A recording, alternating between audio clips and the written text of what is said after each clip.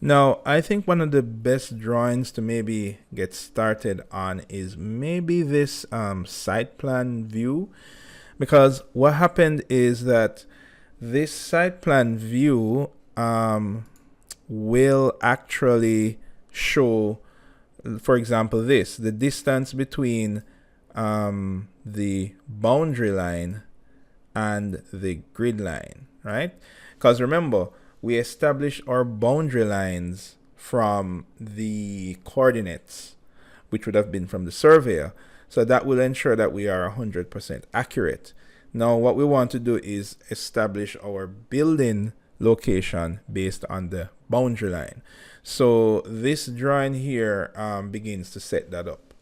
Now, we can see how we're going to put these grids on, and we can see the distances between them. So what we're going to do now is to go to grids. Now our grids are located here.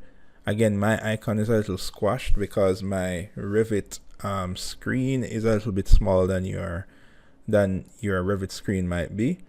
So actually I'm gonna just kind of drag this over somewhere so I can get a little more space in Revit.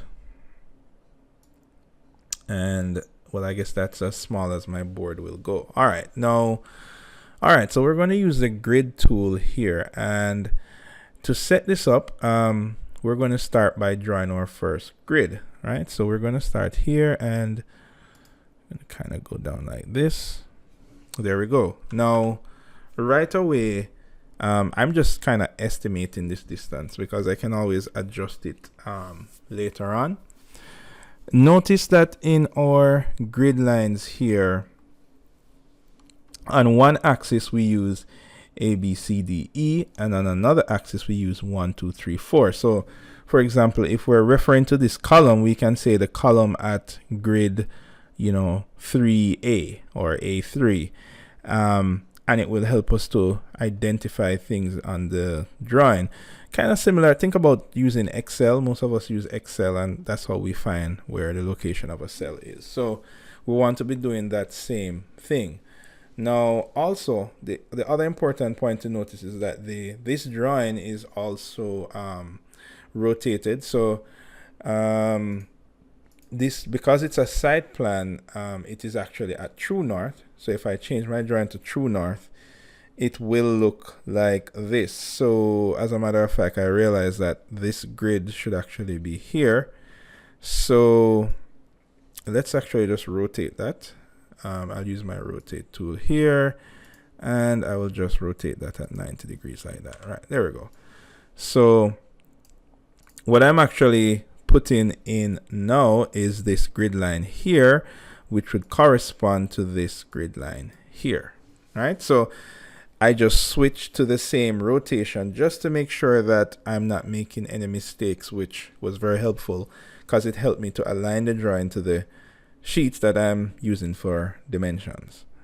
All right, great. So now we have that. All we need to do now is to establish the measurements, which we see here. So we can start to establish that measurement, which is basically going to be that measurement there. All right. So now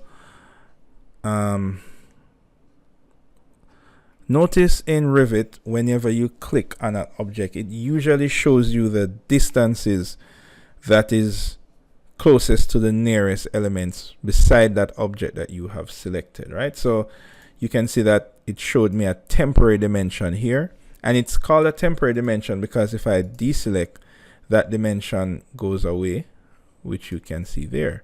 If I click it again, it comes back.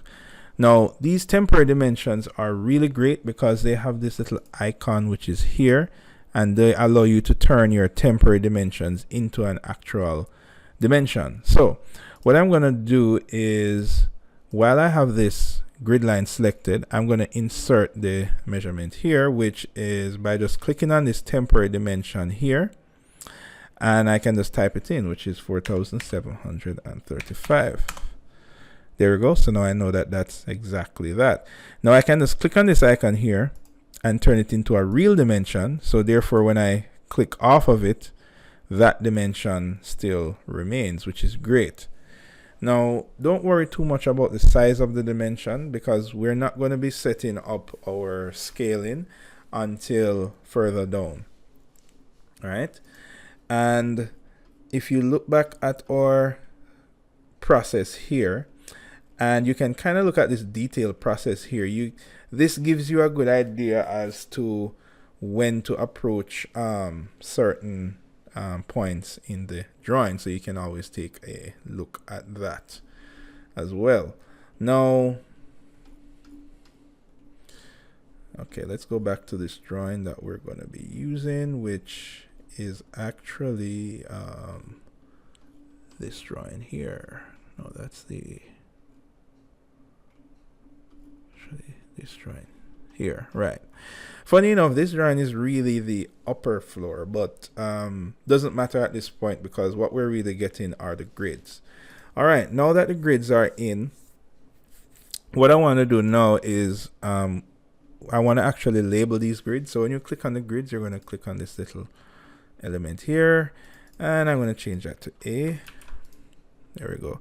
Now I'm going to copy this grid, and of course I can see clearly that when you copy it, what the dimension should be. So I'm going to click on that grid here, and I'm going to use the copy tool, which is here, and I'm just going to copy this down, and it's going to be 5537. There we go. And it automatically named the next grid B. I'm going to delete this dimension here, and what I can actually do is when I click, I can actually use my dimension tool up top, and I can put in my own dimension. So I click here, then click here, then click here, and you can see that I have my dimensions there, and these dimensions coincide with the dimensions here. All right. So again, notice that when I put these dimensions in, I'm actually typing them in. I'm not tracing them. And if I did try to trace it, highly likely I would not get the exact dimensions down to the millimeter. So this is important whenever you're reproducing drawings. All right. In this case, we're reproducing because we are not creating the drawings from scratch. Okay, now we're going to continue to add in some more of these grid lines and reference elements. So I'm going to just go ahead and put these in quickly. So the next one we have, so we have another dimension here. So I'm going to use a shortcut for copy, which is CO. I'm going to copy that down there, and that one should be the same. The next one is going to be 8,698. So I'm going to click that here.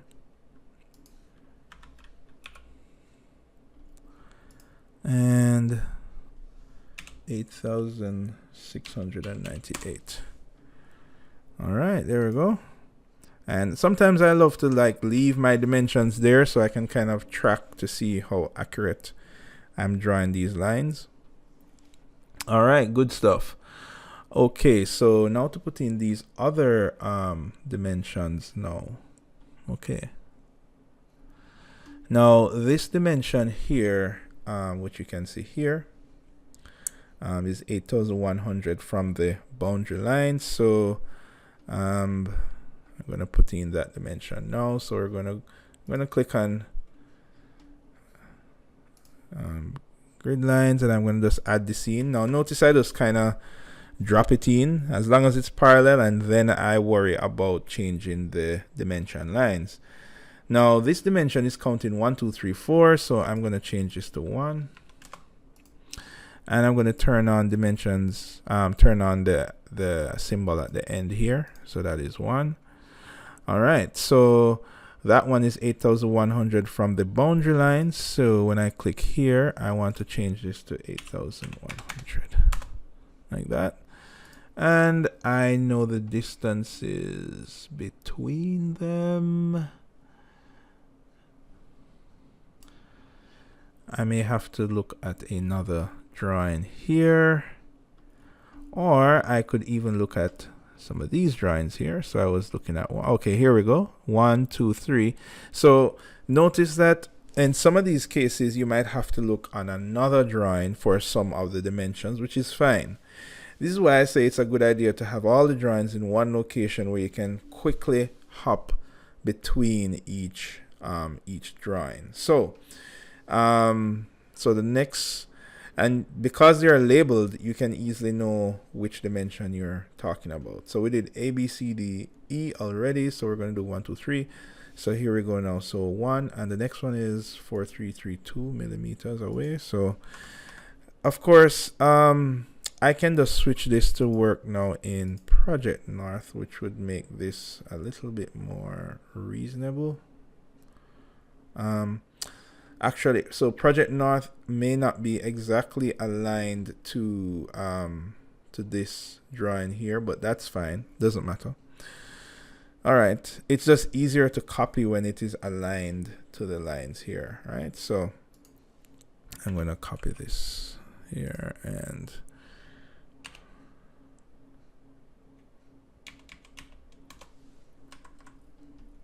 all right. Okay. All right, and our next line is 8696. And notice that the grid lines are automatically doing this.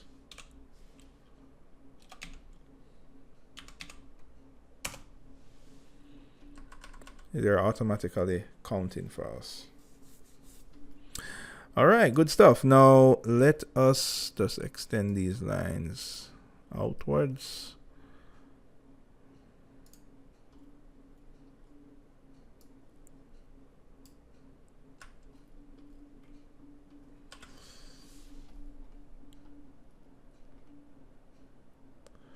All right, and yeah, we do have one more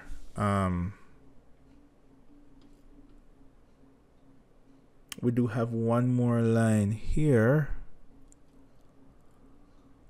which is, here we go, 86696 again. So we're gonna drop that there.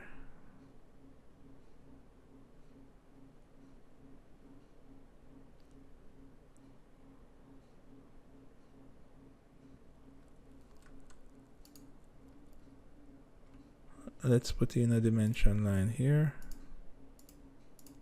There we go. Now we're going to do another one. I'm using the copy tool now and copying this down like that. All right. And that would mark the other end of the building. Now, when we're putting in the we start to put in our walls, we also want to notice the thickness of the walls.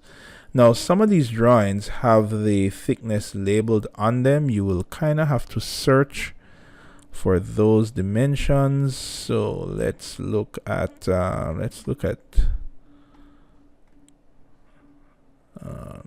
one of these here that has the walls labeled.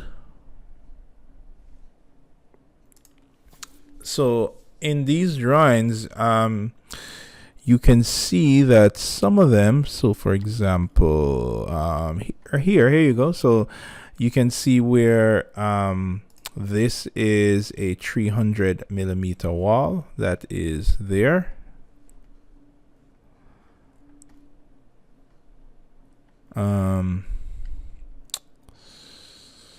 Here we go. So we can see here that most of the walls are actually 200 millimeters. That's right there. So when we start to now put in these major external walls, we can start to consider these things. Now, of course, the other thing to consider is that this drawing is really the upper floor of the building, and this is really the ground floor. So as you can see, most of the ground floor has really 200 millimeter walls that is there. So back to our drawing now. you can kind of see where we have pretty much our drawing coming together. Pretty much the drawing would fall on these grids, and then this section here we will add in at a later time. It should look something like that, right? So we do have our grids that will guide us to that endeavor. Okay, now before we start to put in our walls, so if we head over to the architecture tab here, and then we'll see the wall tool that is there. Now right away when we click walls, notice that we see here we have a 8-inch generic wall. So here is a bit of a trick with this system. You will have to determine, is your drawing going to be at its root metric with the ability to switch to imperial if you want, or is the drawing at its root going to be imperial, or and you can switch to metric? Now what do I mean by that? Well, if you realize sometimes when switching between metric and imperial, the dimensions are sometimes average. So for example, we say, oh, is the wall 150 millimeter, or is it a 200 millimeter, or is it a 300 millimeter? And we sometimes say that, okay, so 150 millimeter is the same as a 6-inch wall. But things get a little bit tricky, because if your drawing is in imperial and you have a 6-inch wall, well, when you switch that over to metric, that wall is going to be about 152 millimeters, right? So that will sometimes get things a little bit mixed up, because in reality, the program isn't going to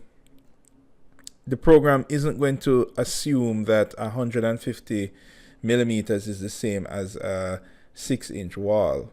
The program knows that 6 inches is 152 millimeters. So why do I tell you this? Well, right now, when you look at the wall family that's represented here, this family that you're using is actually based in imperial. So it says 8-inch. Now, you could use this 8-inch wall, and your assumption is that, well, 8-inch is the same as 200 millimeters, so that's fine. And there's really nothing wrong with that. However, when you go into your drawings and you start to draw actual dimensions on those walls, and you switch those dimensions to millimeters, you're going to start getting 152 millimeters. Now, in some cases that doesn't matter, but it's important for you to note. So just a quick demonstration of that. So for example, if I head over to the architecture tab and I choose wall, and I see here that, okay, so I have a basic generic wall of 8 inches. So we say, okay, 8 inches is the same as 200 millimeters. So for example, if I should draw that wall, let's draw that wall somewhere out here like that. Let's zoom in now. And what I will do is I'll use my dimension tool, and I'll use the tab key to kind of tab into this wall here to this wall here. Then you notice that your dimension is really 203 millimeters, even though the wall is a 8-inch wall. Now, important point to note, this is millimeters because you have changed your units under manage to millimeters.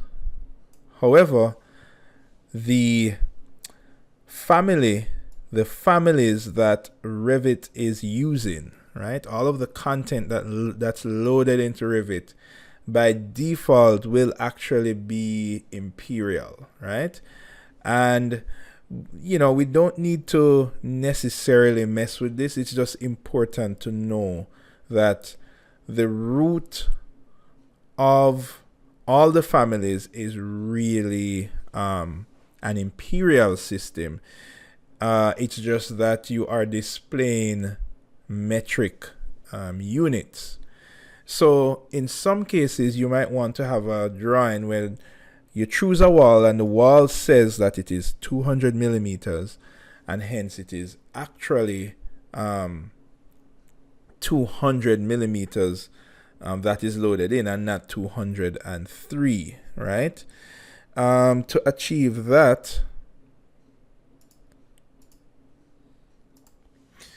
you would have to actually go into your project settings, not your project settings, your options, and under file locations, you will have to tell Revit under places. You will have to tell Revit to use metric for its families instead of imperial. As you can see now, Revit under the hood is really using imperial units. So your project is set to metric, so it's displaying everything in metric, but the source of your content, as in the names of your content, it's really imperial. And it's about the same. So whenever you choose an 8-inch wall, you won't be getting a 200 millimeter exact wall. You'll be getting a 8-inch, which is really 203 millimeters, and so forth. Now, for the purpose of this project, we don't need to change this. This is actually the default feature in Revit, but it's just important to know so you understand what you're really using here. So I'm not going to actually change these options. I'm just showing you, if you wanted to, for example, when you put in a door, a window, a wall, and you wanted those doors, windows, wall to be labeled as metric, actual metric, rather than imperial, that's where you would go to change those settings. For now, it's just important to know that, we'll use an 8-inch wall to represent a 200 millimeter wall, and that's what we will do for now.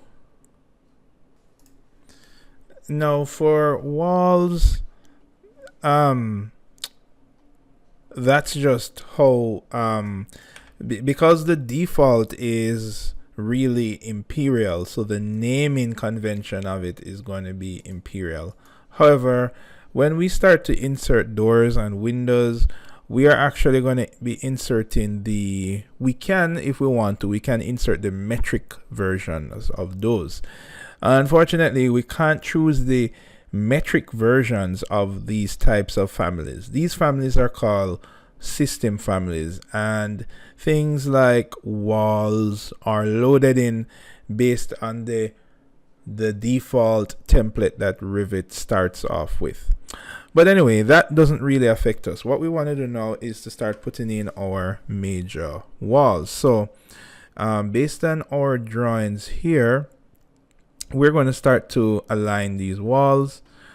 Let's go back to our drawing over here.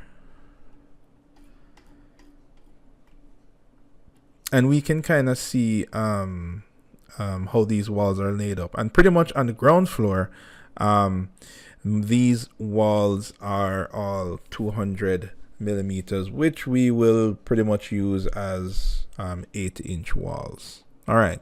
Now, these are also aligned to the, some of these walls are aligned to the grid lines at centers, and some are not. So let's use this drawing here to kind of get an idea. So we see the wall on A is aligned to the center. So I'm going to take the 8-inch, which is 200 millimeter wall. Now I'm going to work with the location line at the center, and then I'm going to just draw this wall in on A. All right, so that's our first wall in, and then we're going to add in these other walls that are here. Now,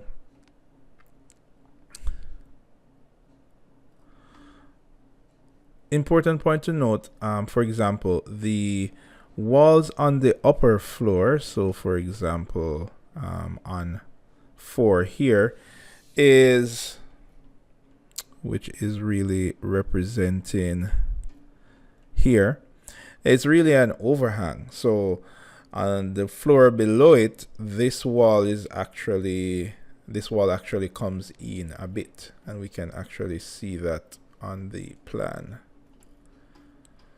However, we do have the dimensions for this wall here, so we know that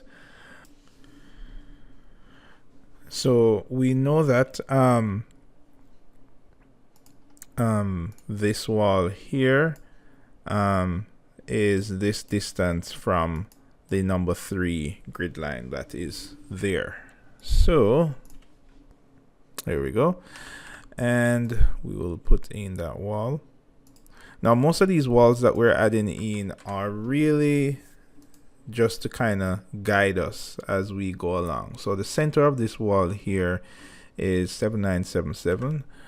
That's the distance away, so we're going to use from here to the center here.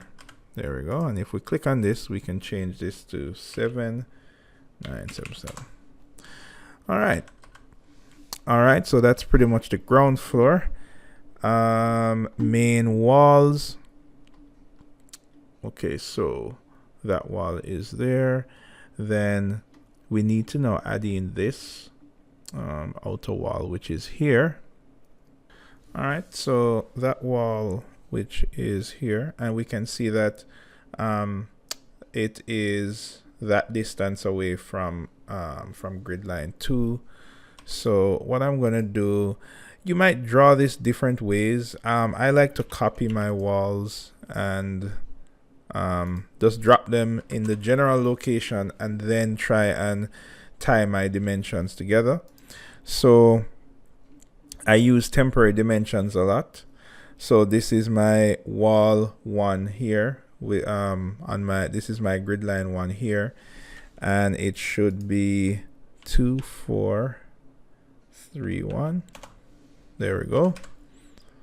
So and notice that when I'm drawing my walls, they're like intersecting all over the place. It doesn't matter. I'm going to clean that up as we go along. So this wall that I have here is really that wall there that I'm putting in. All right, and now for wall on line D, which is here, which is this wall here, I'm going to just go to wall, and I'm going to just add that wall in. There we go.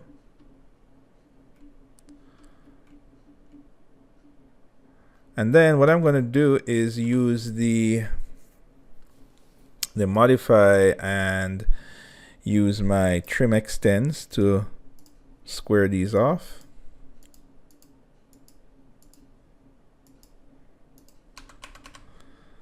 All right, great. So now we pretty much have the base of the ground floor. So pretty much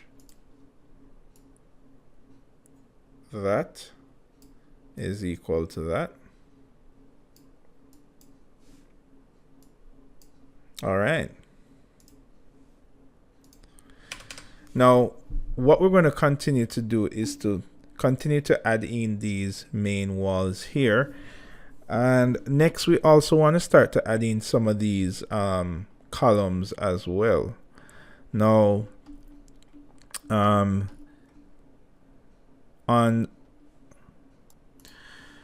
so if we look at the detail here, and we see that this detail here is really, let me see, that's detail 3. So that's showing this I-beam here along with this concrete column, which are all the other concrete columns. And we see that that reinforced concrete column is 800 by 400 millimeters. So that would be these columns represented here. And let's look at that on the drawings. So all of these columns here. So to get that column in, what we'd do is head over to our architecture tab, and we would go over to columns, and we would actually use we just click the columns icon there, and let's go back, architecture, and we'll use architectural column. There we go. Now, of course, it's going to show this in Imperial, but what we're going to do is we're actually going to go to edit type. We're going to duplicate this column and create our own version. So we're going to call this 800 millimeters by 400 millimeters. All right. Concrete column. There we go. So we have created our own family, and we actually need to make it 800 by 600. So we're going to change the width. So we're going to have 800. Well, let's have it at 400, and the depth at 800. There we go. And we're going to choose OK. All right. And that is now our column. I'm just clicking to place it, and then I can always move it into place. Now, pretty much I can just align these columns based on the drawing that we see here. Here we go. So remember, this is the lower floor. So I can see clearly that 3 and B has a column. So that would be 3 and B here. Here we go. Now we need to set the heights for these columns, but we're just gonna drop them in place first before we start to set these heights up. All right. And what we can do to make this a bit easier to understand is I will just add a vertical version of this plan here, as you know, just to allow us to be better able to kind of align ourselves with what we're seeing here, right? So I'm actually gonna do like that, and I'll just copy this.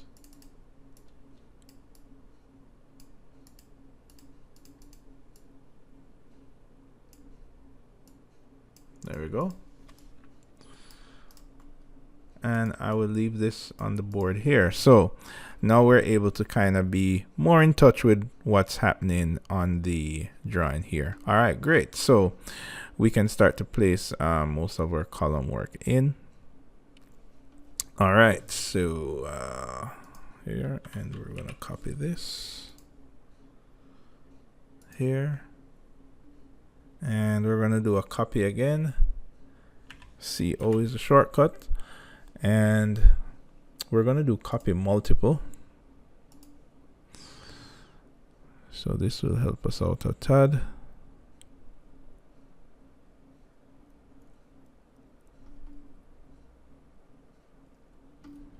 There we go. I'm gonna drop one there, and we're also gonna drop one on line 2 here, and here, and here. All right, so these would make some great kind of reference points.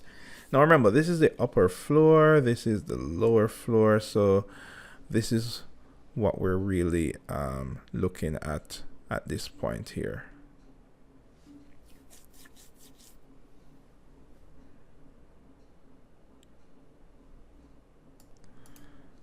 All right, so this area here we're looking on is basically this area here. Well, this is the upper floor actually. So what I should really do is compare that to the lower floor. So there we go. So this area here is the same as that area there.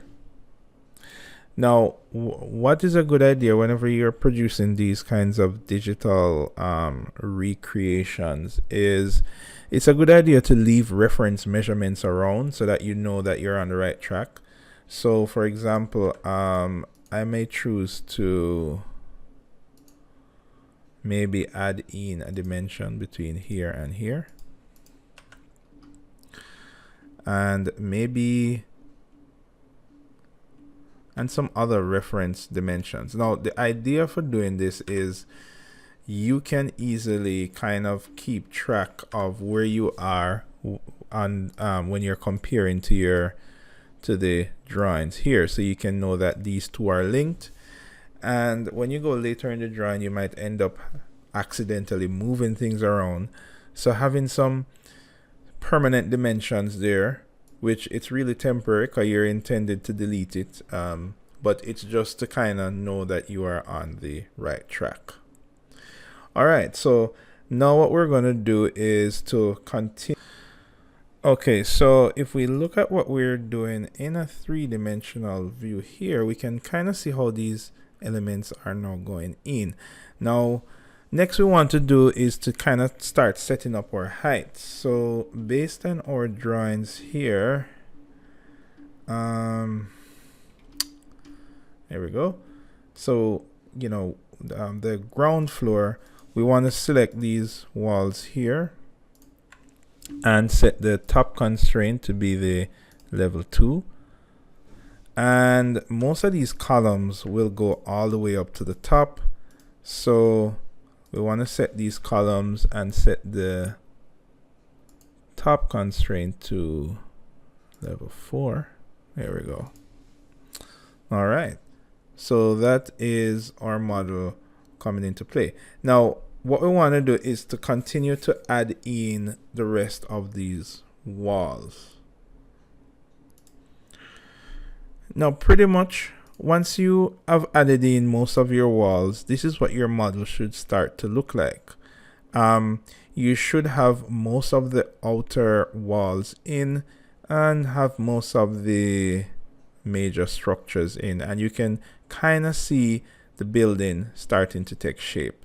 Now, most of the internal walls, we don't have to necessarily add them in just yet, but we want to try to put in as much of the major walls as possible, right? And what we'll do is continue to add to this as we go further with the production of this BIM model. Now, as you add in the upper walls, what you want to do is be sure to use your constraints. So you want to be setting your base constraint to, for example, your level 2 and your top constraint to your level 3. And pretty much just work within those two levels to get the walls in. Now, in terms of the actual heights, if you notice back in our drawings, you might notice that some of these walls are short and some are tall, but we're not really concerned with that just yet. We're basically just going to be operating off of these 3 levels. So we want all our walls to go in at these levels, and as we develop the model, we will start to add additional levels so we can reference all of these other heights that the model has to offer.